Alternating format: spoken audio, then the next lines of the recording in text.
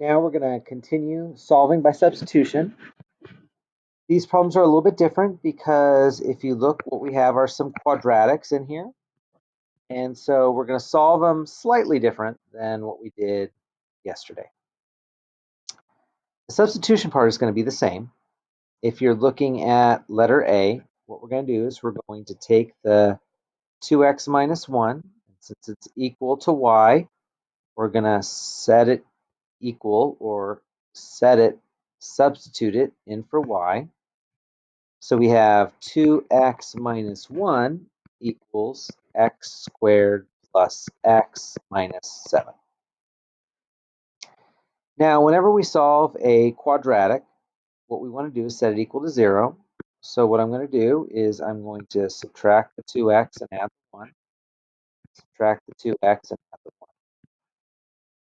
This right here becomes 0. And I get x squared minus x minus 6. So I have my quadratic set equal to 0. Next thing I'm going to do is I'm going to factor it. Negative 6 on top, negative 1 on the bottom. So I'm looking for two numbers that multiply together, give me negative 6, add up to negative 1, which would be negative 3 and 2. So when I factor this, I have x minus 3. I have x plus 2. So I get two x values, 3 and negative 2. So what we need to do next is we need to write two ordered pairs. One that is 3 and some number, and the other one is negative 2 and some number. So how we're going to find those numbers is I'm going to take the 3 and I'm going to plug it into one of the equations. You always want to pick the easiest. I think the top equation is the easiest. So I'm going to take my 3 and I'm going to plug it in for the x. When I do that, what I get is y equals 2 times 3 minus 1. That would be 6 minus 1, which is 5. So I have a 5 right here. Then I'm going to take my negative 2 and I'm going to plug it in. I'm going to do the same thing. So what I'm going to do is I'm going to plug it in for the x.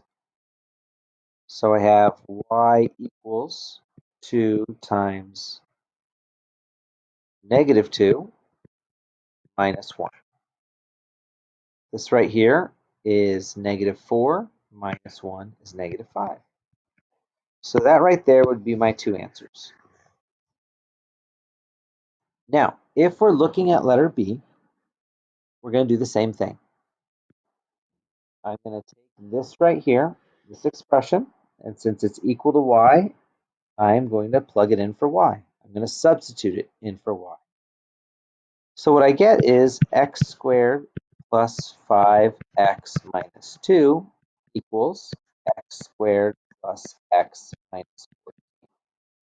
This one's a little bit different than the last one because if you're looking closely, one thing that we notice is that the x squareds cancel. So we no longer have a quadratic equation, we have a linear equation. Now when we solve a linear equation, we get the x by itself. So I'm going to subtract the x, and I get 4x minus 2 is equal to negative 14. Next thing I'm going to do is I'm going to add 2, and I get 4x is equal to negative 12. I divide it by 4, and I get x is equal to negative 3. Now what I want to do is I want to plug it into one of the equations. I like to pick the easiest one. Both of them are kind of difficult, but I think I'm going to choose the bottom one. It looks a little bit easier to me. So I'm going to take the negative 3. I'm going to square it. Then I'm going to plug in a negative 3 in for the x. And then I'm going to subtract 14. So I have 9 minus 3 minus 14. 9 minus 3 is 6. 6 minus 14 gives me negative 8. So I have the ordered pair negative 3 and negative 8.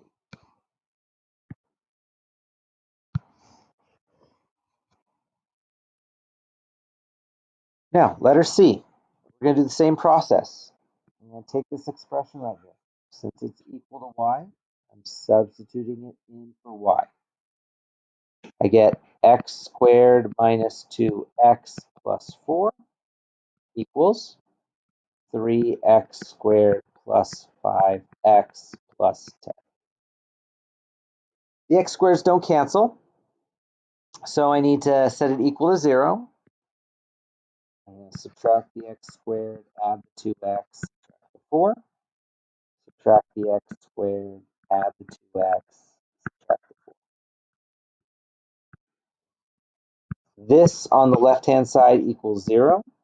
I have 2x squared plus 7x plus 6. Now factor this. Two numbers that multiply together give me 12. Add up to 7. What I have here would be 4 and 3. Then what I'm going to do is, since my leading coefficient is 2, I'm going to divide each of these by 2. And so what I get is x plus 2 and 2x plus 3. So I have two answers. Again, x is equal to negative 2 and negative 3 halves.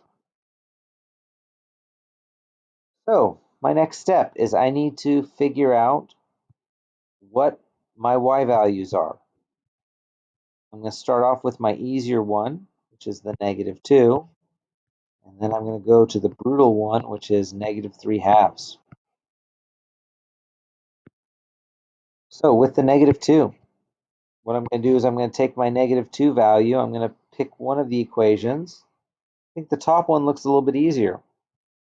So when I plug it in there, notice I have negative 2 squared minus 2 times negative 2 plus 4. That's 4 plus 4. And then what we have is plus 4. So that would be 12. Now I'm going to use the negative 3 halves. So when I plug in the negative 3 halves, I have negative 3 halves squared, 2 times negative 3 halves, plus 4.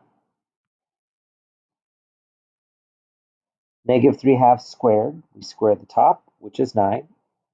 We square the bottom, which is 4. Negative and a negative make a positive. 2's cancel, so we get 3 plus 4. I know that 4 goes into 9 2 times, so that would be 2 and a fourth. I know 3 plus 4 is 7. And when I add those up, what I get is 9 and a fourth.